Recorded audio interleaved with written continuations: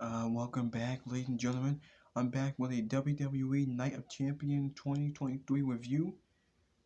It did take me a while to upload this video. I wanted to do a live stream, but I had a slight malfunction with my phone, so I didn't have time.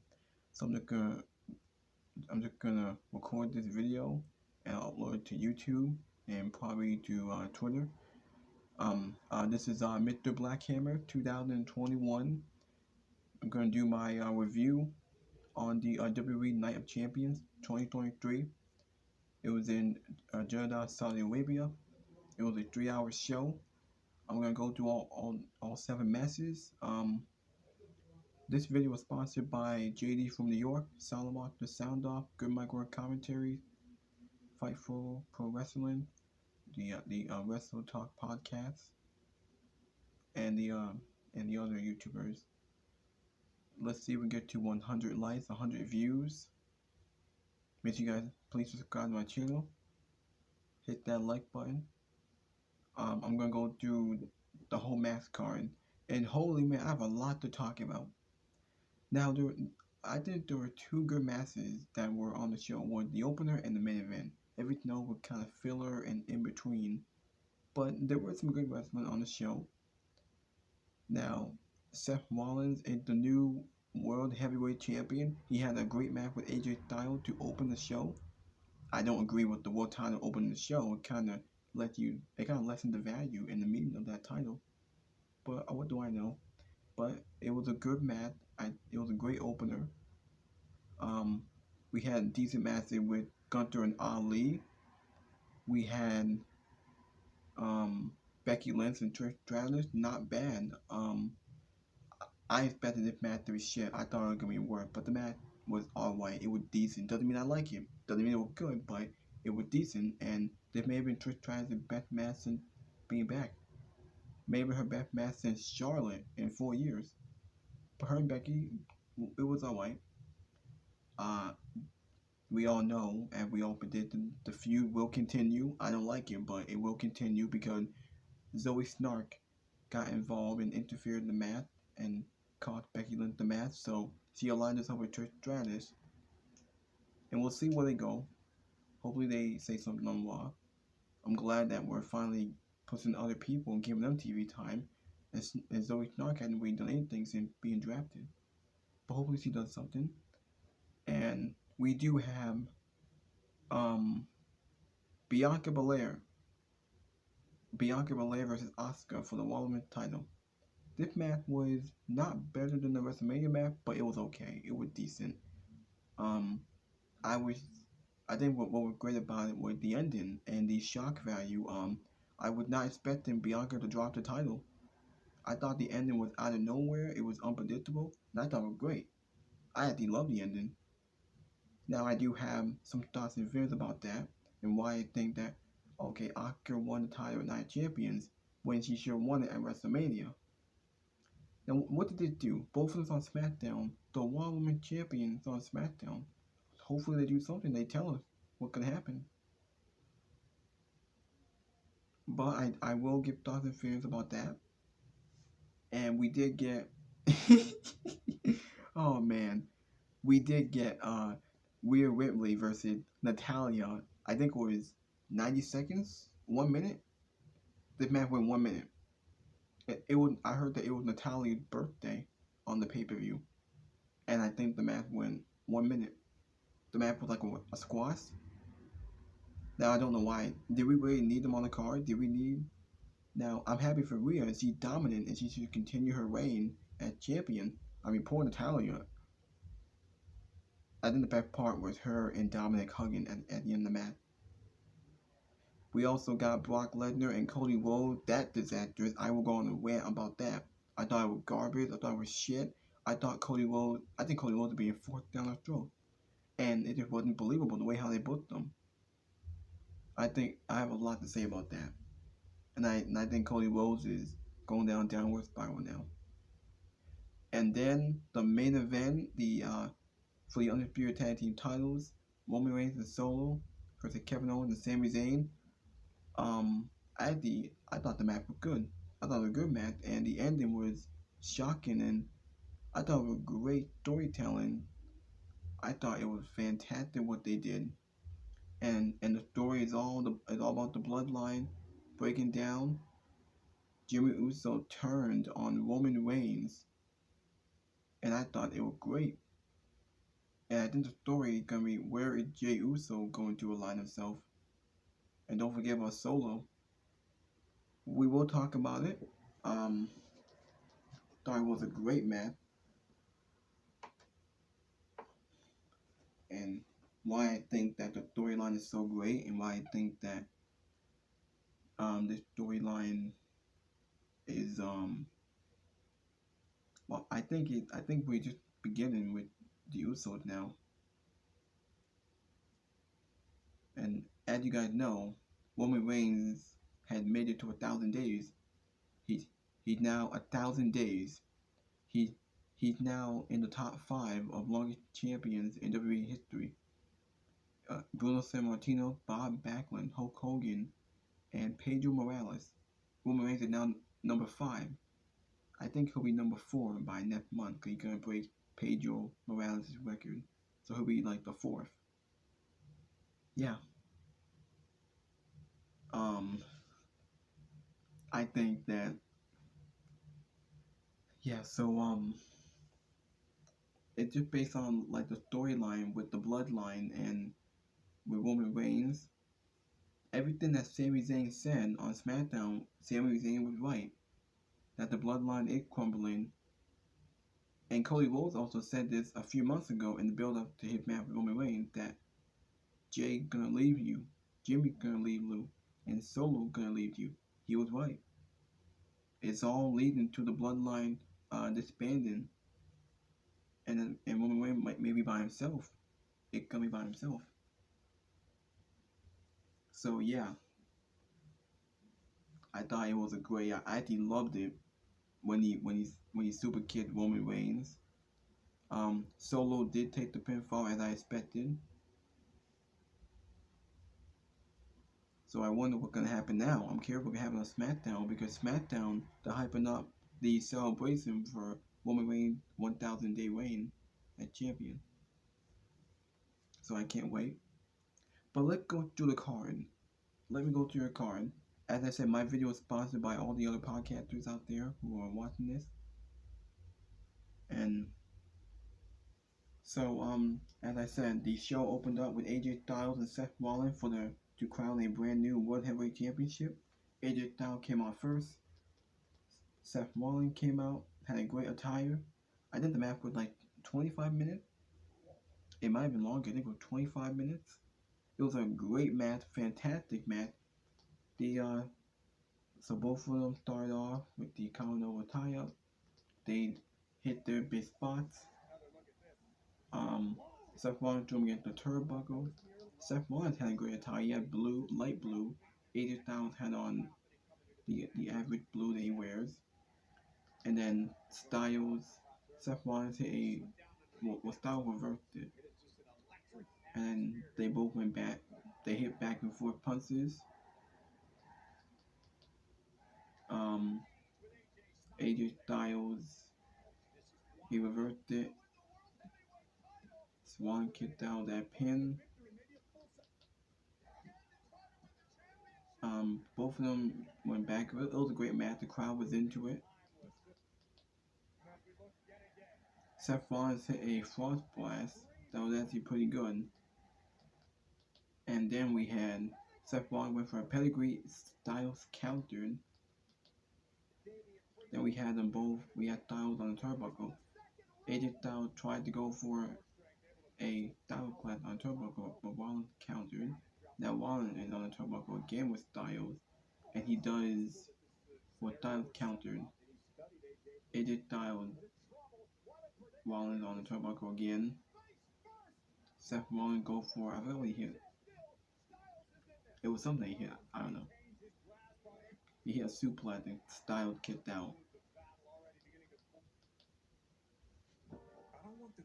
Oh wait, my bad. Hold on. Let me just skip that.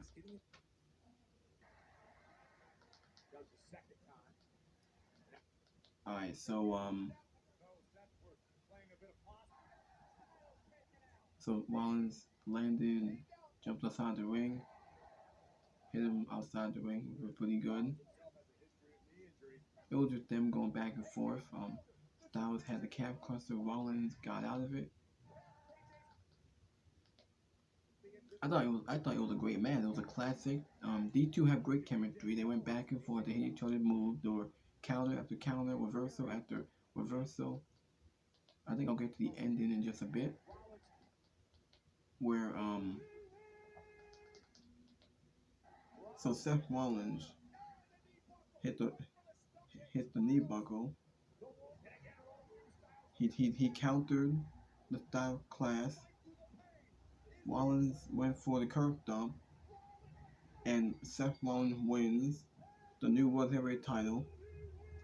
The best part was Triple H when he was there in the building. He went out and he handed Rollins the title and raised his hand.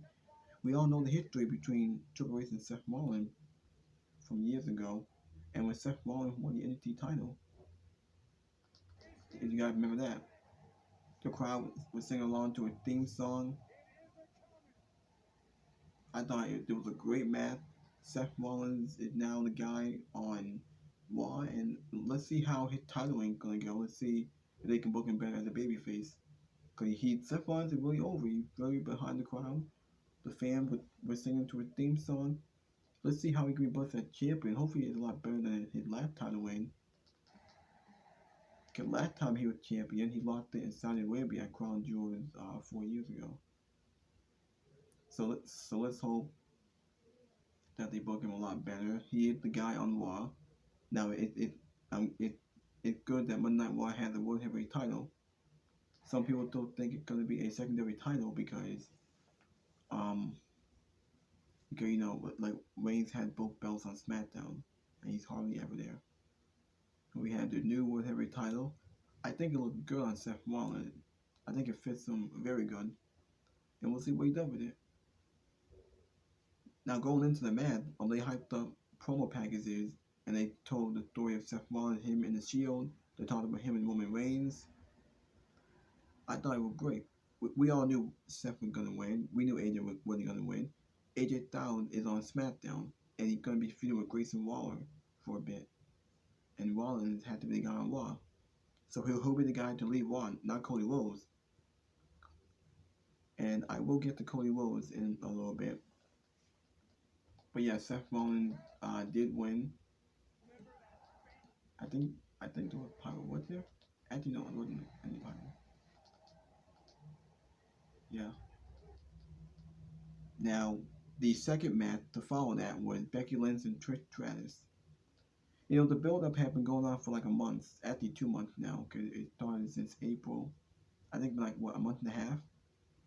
Now, the build-up had been nauseating, it's been cringe, it's been shit. I can't believe that this is the biggest build-up in two of the Women's Championship matches on this show. Becky Lynch and Trish Stratus being this cringe heel, her promo's not that good. But the match itself was alright. Trish Stratus had a okay entrance. Becky Lynch came out. I think the match was like 10 minutes. They wrestled pretty good, pretty decently. Now this match could have gone either way. I thought, like a lot of people thought. I know JD from New York thought it, but I thought the match was gonna be shit. I thought it was gonna be awful. But the match was alright. That doesn't mean I like it. Doesn't mean it was good. But it was okay. It was decent. They did perform. They went to Saudi Arabia and they actually performed okay match. It was pretty good. It was alright. Now I thought Becky Lynch was gonna win and it was gonna be a one-off and we were gonna move on. But no, this feud is gonna continue. And a lot of people think that it might end at SummerSlam. I don't know what we do for Money in the Bank, and if they're gonna wrestle again or if there'll be a Money in the Bank. Trish Stratus ain't gonna be a Money in the Bank. She's a part-timer. She's not gonna wrestle on Raw. She's a part-timer. She's a legend. So yeah. So the match started off with Trish Stratus. She had the match under control. She hit a few chops. Her and Becky hit punches back and forth. And Trish Stratus at her age worked okay in this match. She's like in the mid-40s, I think. Now Becky Lynch now Becky Lynch went for her she went for the armbar and Trish got out of it. Becky Lynch hit the she hit her big her big finisher that slam or whatever. Went for the pin. Trish's foot was on the ropes, and Trish rolled outside the ring. Becky went out of the ring, brought her back in the ring, and all of a sudden we see Zoe Snark. Zoe Snark came out of nowhere. She hit her finisher. It, it was pretty similar to a GTF, but it actually looked pretty good. And she hit it outside the ring and drew Becky back in the ring. Trish Stratus go for the pin, and Trish Stratus beat Becky Lynch. I thought the ending was good. I actually enjoyed Zoe Snark coming out. I think she had a great finisher that she hit on Becky Lynch. Now hopefully they tell us why that they're aligned together. I'm glad that Zoe Snark, someone new, someone who's been called up, is getting TV time and gonna be in a decent program. Maybe she'll be in the Money Bank qualifying match and she could be in the ladder match. But I did enjoy it. I thought they were pretty good.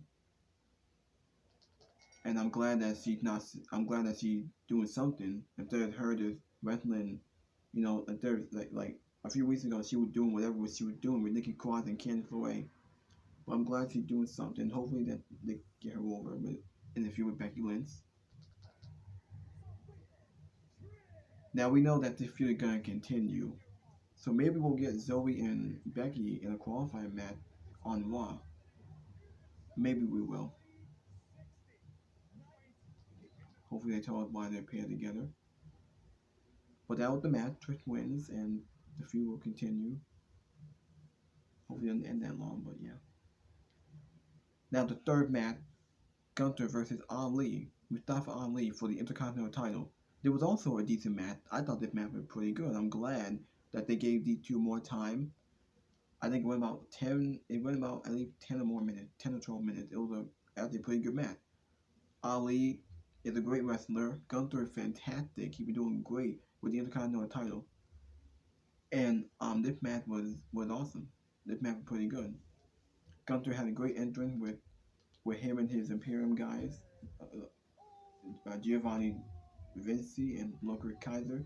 They had a great introduction for Gunther. They put a good match.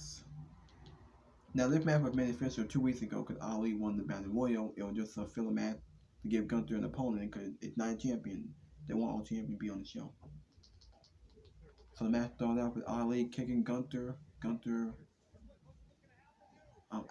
Ali had a few big shots on Gunther. He hit a few drop kicks. Gunther came back. He had him in a Boston Crab. They fought outside the ring. Ali went to the top rope. Gunther went up there. I think he hit he was going for something, but Ali reversed it. And he hit some kind of power slam. Ali went up the turnbuckle. Ali went for the 450. Gunther missed. Gunther moved out of the way. And then Gunther hit a flu. At the end of the match, Gunther hit a few clotheslines on Ali. Went for his finisher. One with the 1, 2, 3, and that was it. A pretty good match. Ali is a great wrestler. I'm glad they gave him an opportunity here. They gave him a big match. We all knew he wasn't going to win.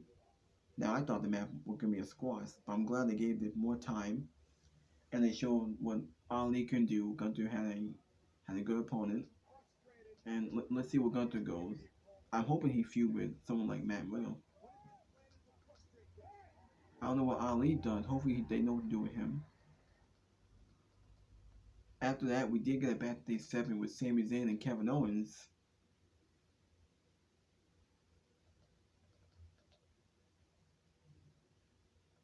Huh? Oh, wait, what happened? Hold on.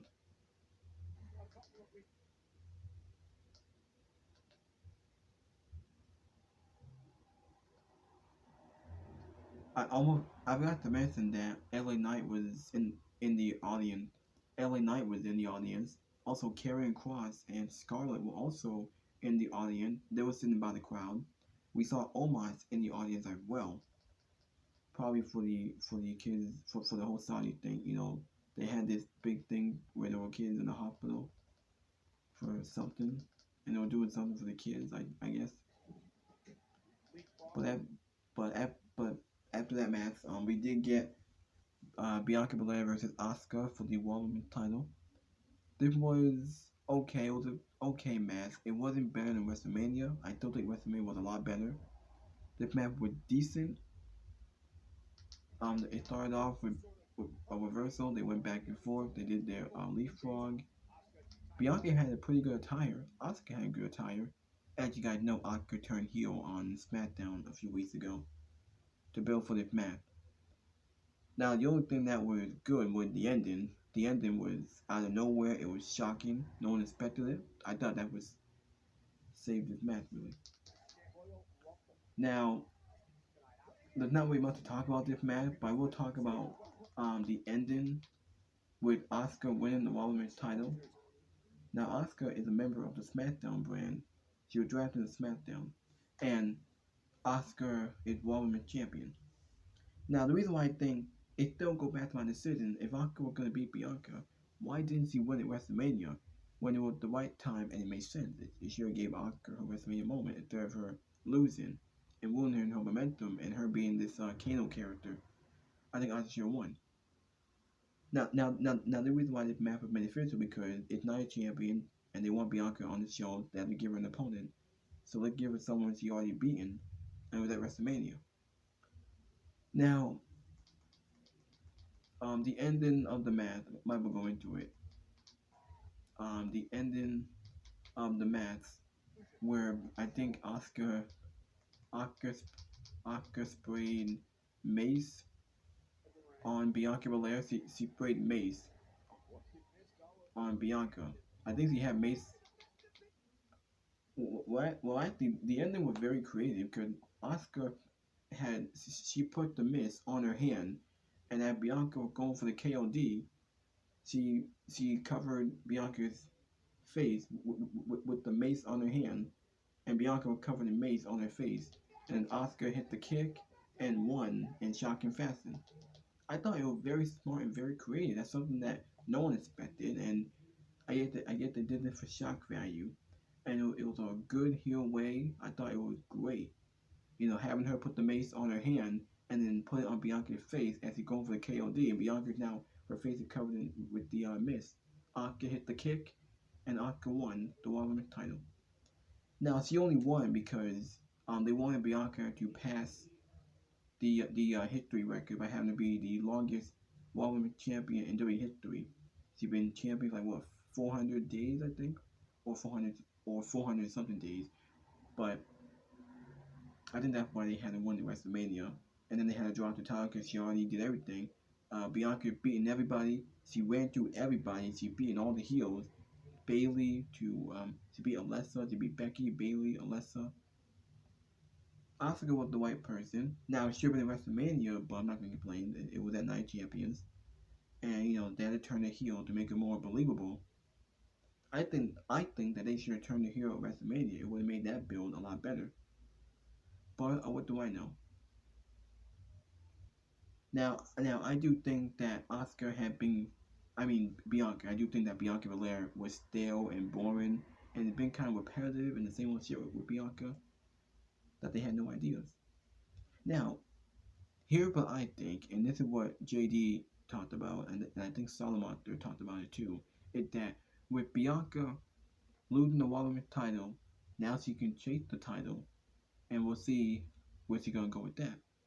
I think that maybe the reason why Bianca lost is because maybe they can now do Bianca Belair versus Rhea Ripley, a match that they tried to do last year but couldn't because Rhea got hurt. Maybe they can make a trade. Now, there's also some talk about Asuka versus Io Sky. Now, Io Sky is in damage control.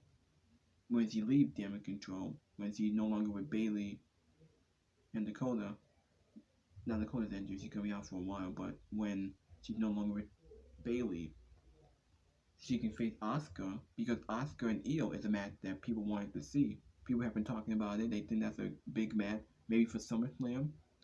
then they can do it. But we gotta build up Io and make the crowd and have the crowd get behind her and get it over because she was over in the match with Bianca at Backlash, and the crowd gave her a big pop. And Bianca was overturned on that match. Now they can do a trade, and because Triple H did say this on Raw a few weeks ago that there will be some trades after the draft, where some superstars might get a trade. They can trade Io to SmackDown and Bianca to Raw, and we can do Rhea Ripley and Bianca probably at Money in the Bank or SummerSlam, and give Rhea a babyface because she needs babyfaces, and Bianca and Rhea is a good match. That would keep us interested. Now I don't want to see Charlotte. I hope Charlotte, whenever she comes back, hope not. No one wants to see Charlotte in the title picture. Now we know that they're not going to do Charlotte and Bianca. No one wants to see that. And no one wants to see Charlotte in the title picture. I must see how great she is. No one wants to see Charlotte in the title picture. So thank God that it's not going to be Charlotte and Bianca. But I guess they want to do something new and give it to Asuka. We'll see what he does with the title. After that, we did get we got Rhea Ripley versus Natalya. As I said earlier in my video, it was Natalya's birthday. It was Natalya's birthday today, and she flew all the way to Saudi Arabia, fly 17 hours to Saudi Arabia to this match. I believe it lasted 90 seconds. Someone said it was 1 minute. The match was rushed. It was very quick. Rhea came out there with Dominic. The match was pretty much a 1 minute squash match.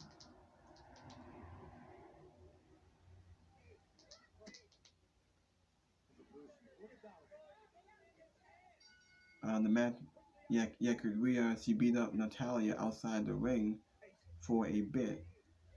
She beat her up, slammed her against the announce table, slammed her against the barricade. She pretty much dominated Natalya. She threw her against the barricade again, and then she threw her in the ring.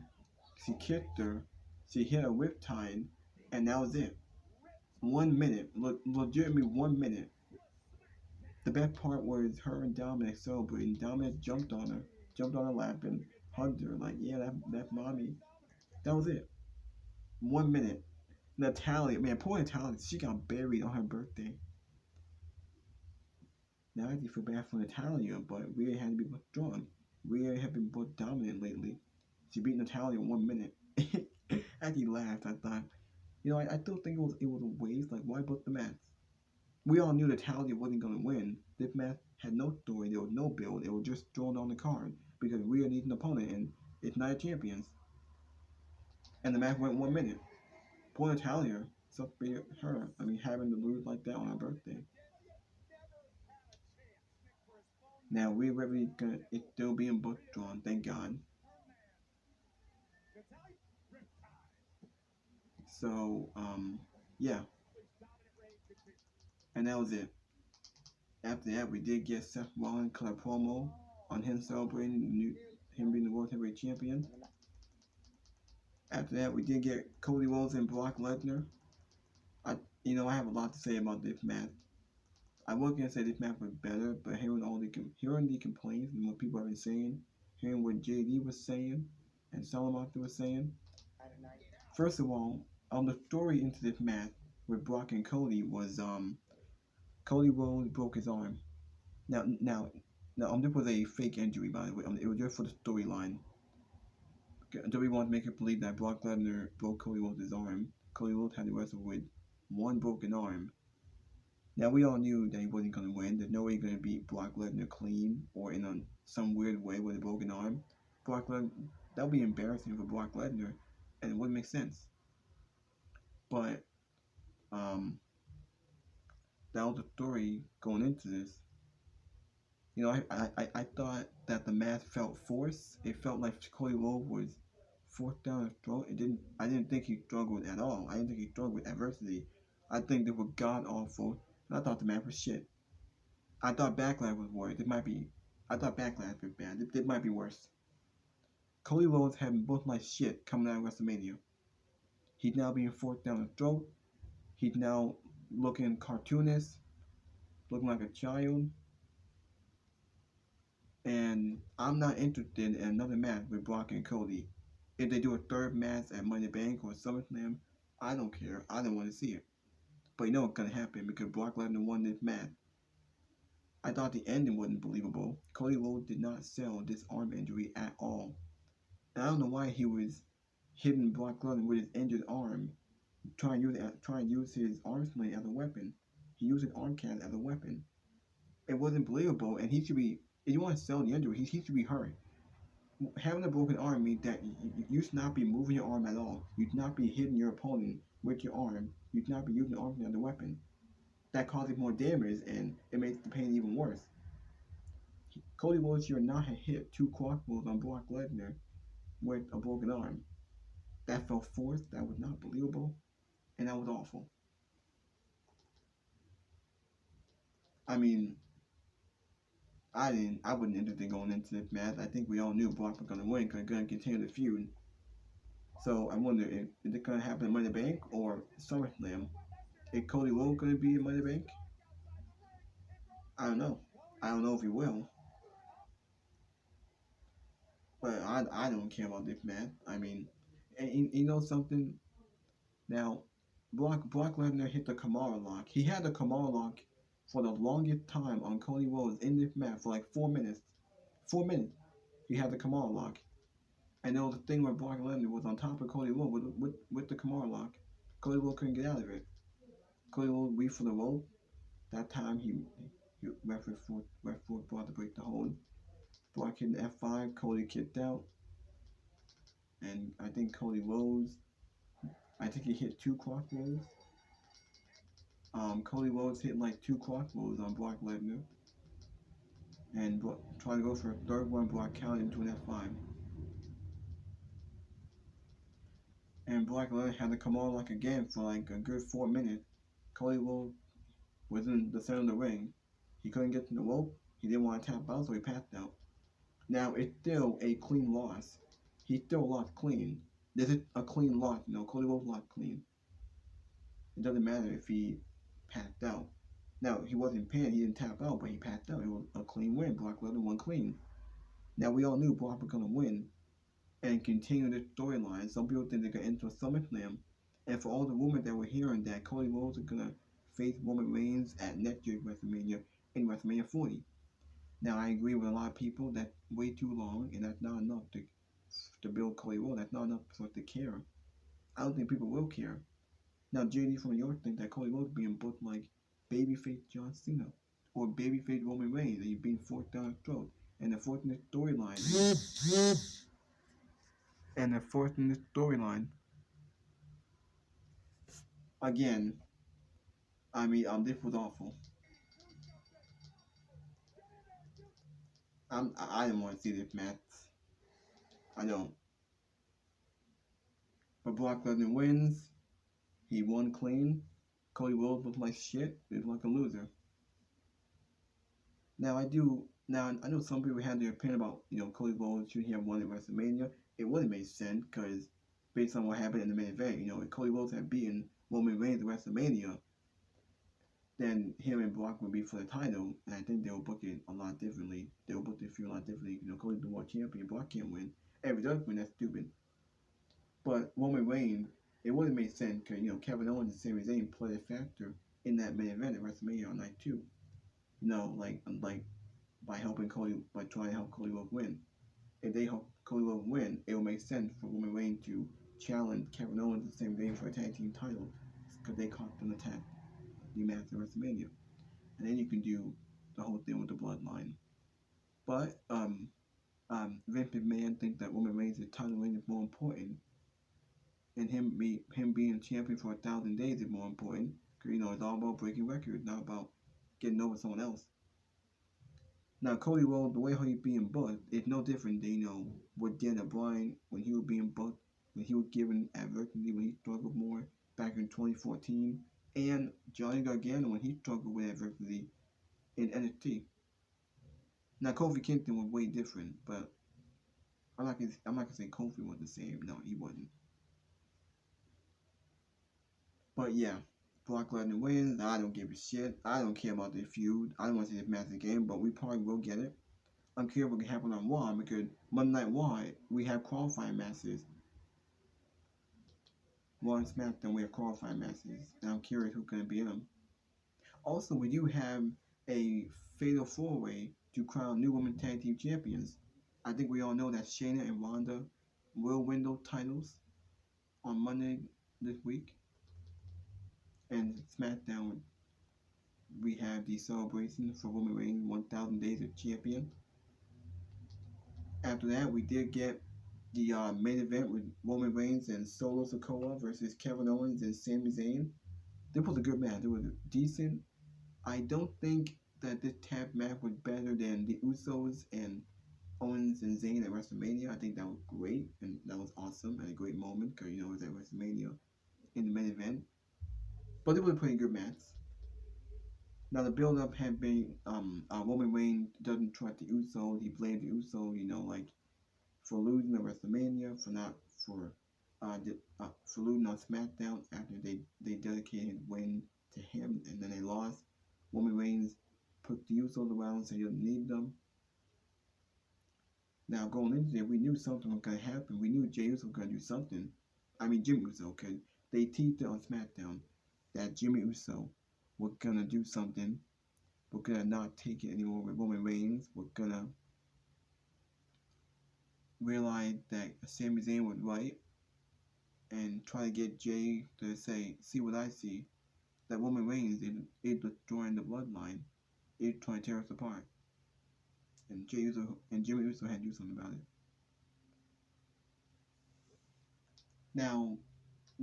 Now Solo and Roman Reigns, they came out first. And then Owens and Sami Zayn came out. Sami Zayn had a pretty good attire. He wore a robe that the Saudis wear. Paul Heyman did the introductions for Roman Reigns and Solo, announced that he championed for 1,000 days. Thought that was good.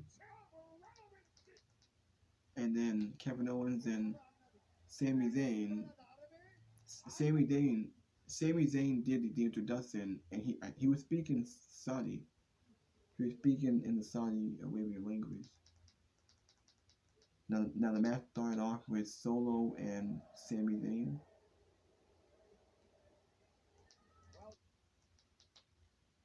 And both of them went back and forth. I might as well talk about the ending. Well, actually, wait. When match started off with them double teaming Solo, and then Reigns got involved and took out Kevin Owens. Roman Reigns outside the ring taunting.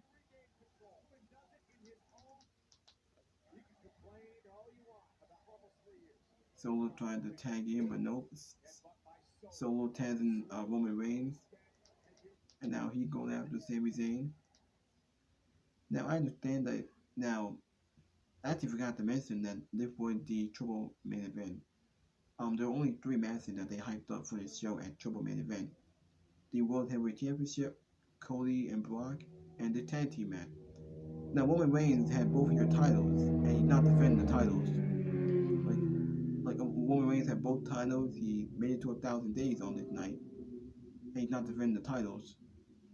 But while we have the tag team match.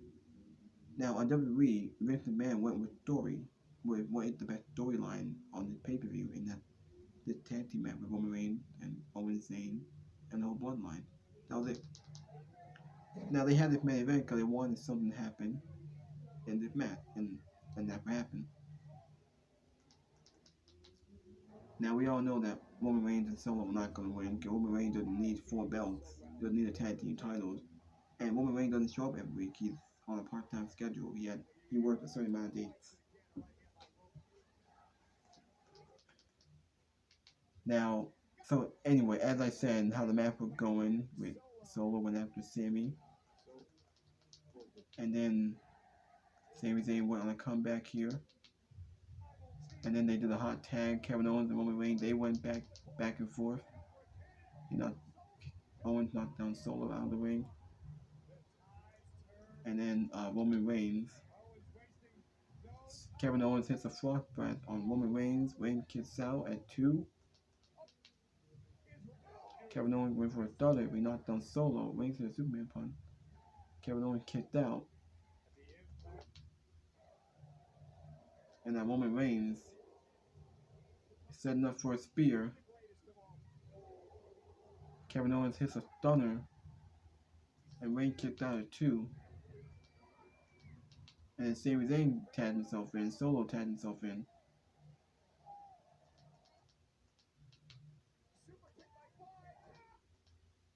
Okay.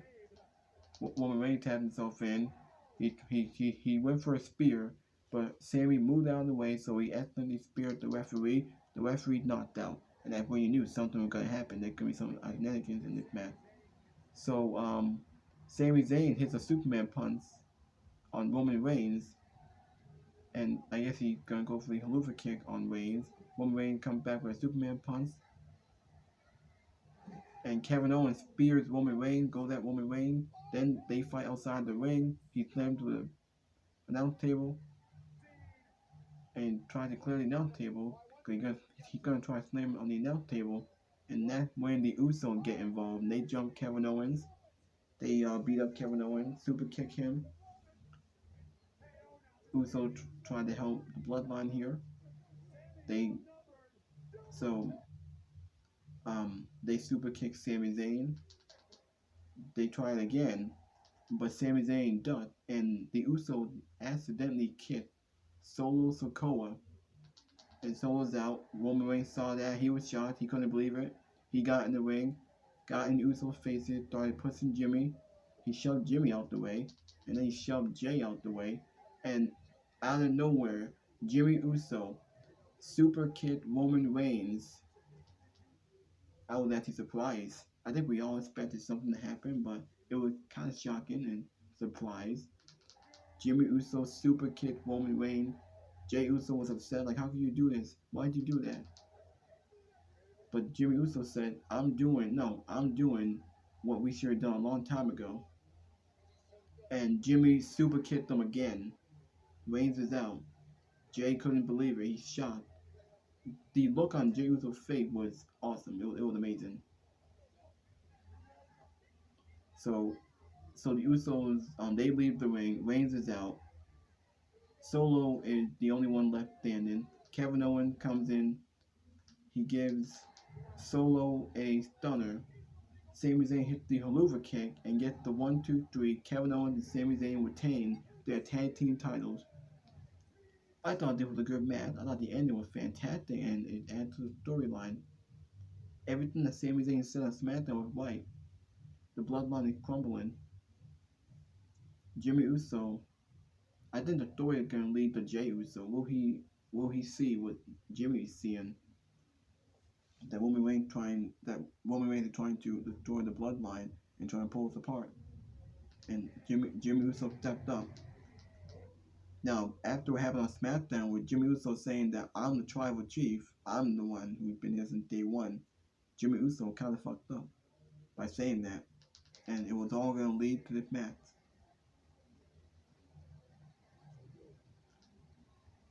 Now, Sami Zayn looking down at Roman Reigns after the match was over.